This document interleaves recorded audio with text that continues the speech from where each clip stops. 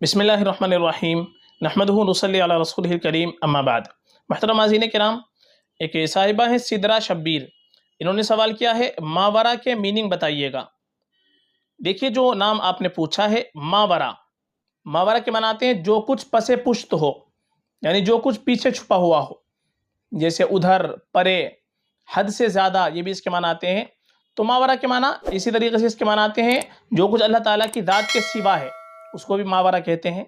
تو یہ جو اس کے معنی آتے ہیں پس پشت، پیچھے، ادھر، پرے، یہ نام رکھنے کے اعتبار سے کوئی زیادہ اچھے معنی نہیں بنتے۔ تو آپ اپنی بچی کے لیے اگر یہ ماورا نام رکھنا چاہ رہی ہیں تو یہ نام رکھنا چاہے تو رکھ سکتے ہیں، لیکن معنی اتنے اچھے نہیں بنتے کہ وہ نام رکھنے کے لیے بہتر ہو۔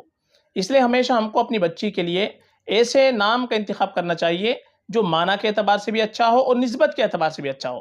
مثلا ہم صحابیات کے ناموں پر نام رکھ لیں، ازواج مطہرات کے ناموں پر نام رکھ لیں، اللہ کے نبی علیہ السلام کی جو بیٹیوں کے نام ہیں، آپ کی ازواج مطہرات کے نام ہیں، آپ علیہ السلام کی صحابیات کے نام ہیں، بڑے خوبصورت خوبصورت نام ہیں، بڑے پیارے پیارے نام ہیں، معنی بھی بڑے ان کے اچھے آتے ہیں، تو وہ ہم نام رکھ لیں، یہ زیادہ بہتر رہے گا۔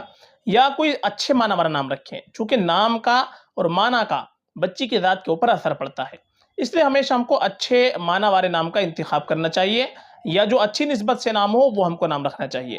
یہ نام آپ رکھنا چاہے ماورا رکھ تو سکتے ہیں، لیکن معنی اتنے اچھے نہیں بنتے کہ جو رکھنے کے لیے بہتر ہو۔ اس لیے بہتر یہی ہے، ہماری رائے یہی ہے کہ آپ نام رکھیں تو صحابیات کے ناموں پر نام رکھ لیں، اور جو اچھے معنی والے نام ہو وہ ہم نام رکھ لیں، یہ زیادہ بہتر رہے گا۔ فقط واللہ اعلم۔